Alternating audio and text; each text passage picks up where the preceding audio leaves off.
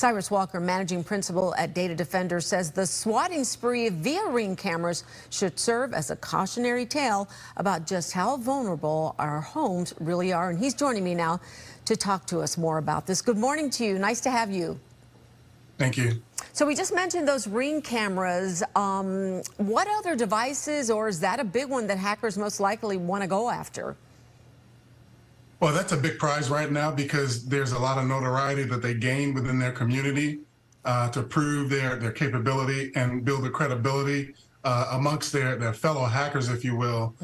So that's going to be a big target right now. However, all of our IoT devices in our homes are potentially susceptible to hacking because they are now internet connected. And so we as consumers have to be very aware of the risks that we are enabling in our own homes as a result of using these IoT or Internet of Things based devices. Okay, so let's talk a little more specifics then. When you say other devices, I'm seeing some video of like Alexa, other things. Let's get more specific. And how in the world do they hack into these? So when we talk about Internet of Things, we're talking about Alexa, we're talking about video streaming, we're talking about gaming, we're talking about smartwatches, we're talking about even smart appliances that now communicate over the internet.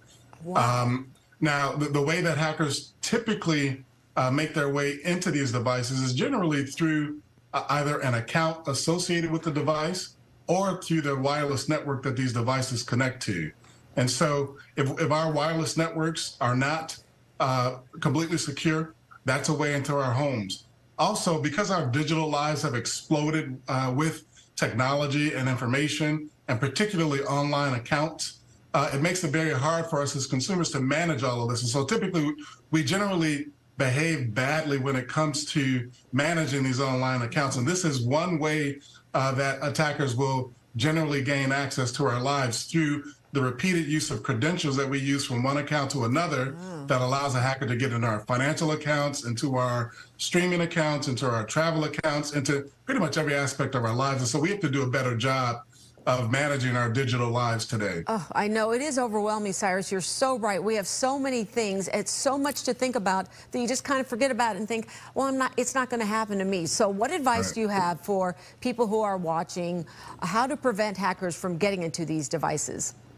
So first of all, take the mindset that it's not a matter of if, it's a matter of when this is going to happen to me.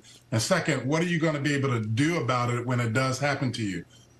Third, make sure that your infrastructure, your wireless networks at home, for instance, are as secure as they can possibly be. Create compartmentalization amongst your online accounts. What that means is set up separate credentials for categories of accounts. So if you have financial accounts, if you have travel accounts, if you have entertainment accounts, create a set of credentials for each of those categories of accounts. That way you compartmentalize those accounts. So if an attacker gets into one category of an account, they can't get to the other ones. And it makes it a lot harder to do that. So those are some of the tips that I would give to make our lives a bit more secure. Okay, I love the last tip you just gave, and I'm going to do that because now you're making me think about this. Even my smartwatch, huh? We got to be careful. Absolutely. Wow. Okay, Cyrus, thank you so much. Great tips. Cyrus Walker with Data Defenders. We appreciate your time. You take care.